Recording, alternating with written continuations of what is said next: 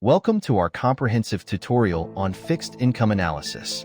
This video aims to thoroughly examine the different elements, tools, and techniques used in fixed income analysis. By the end of this video, you'll be equipped with the knowledge you need to effectively analyze fixed income instruments and enhance your investment strategies. What is fixed income?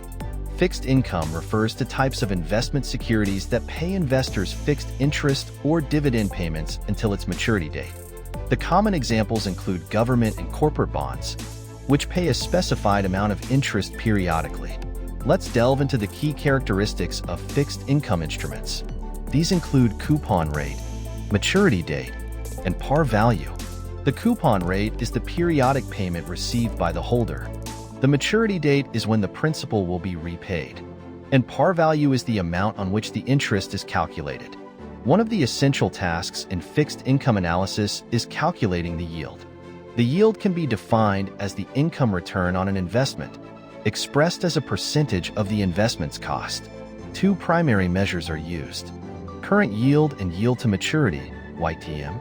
The current yield can be calculated using the formula current yield equals annual coupon payment / current market price *100.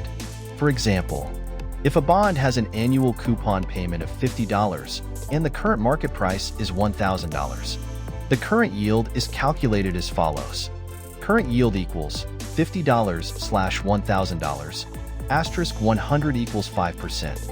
Yield to maturity, YTM, considers the total return an investor can expect if the bond is held until maturity, including both the interest payments and any gain or loss realized if the bond is purchased at a price other than par value. The YTM calculation is complex, often through iterative methods or using financial calculators and software.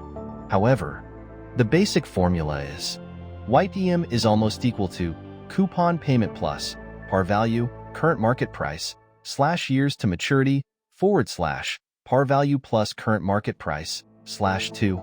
Let's move on to bond pricing.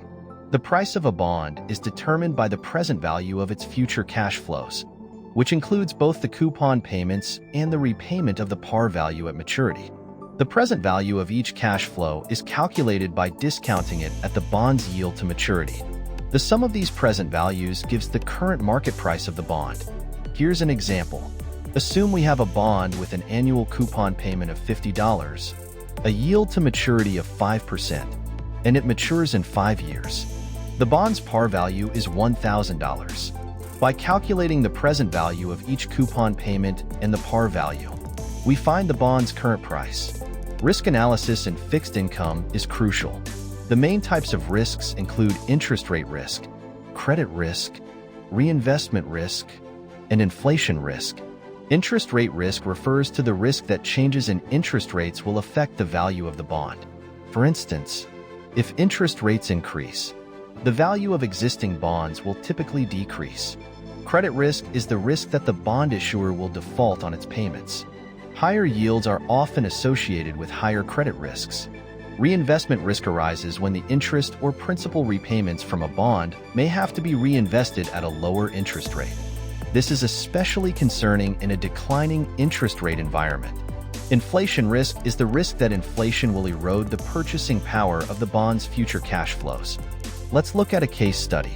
Suppose an investor is considering a 10-year corporate bond with a par value of $1,000, a coupon rate of 4.5%, and a market price of $950.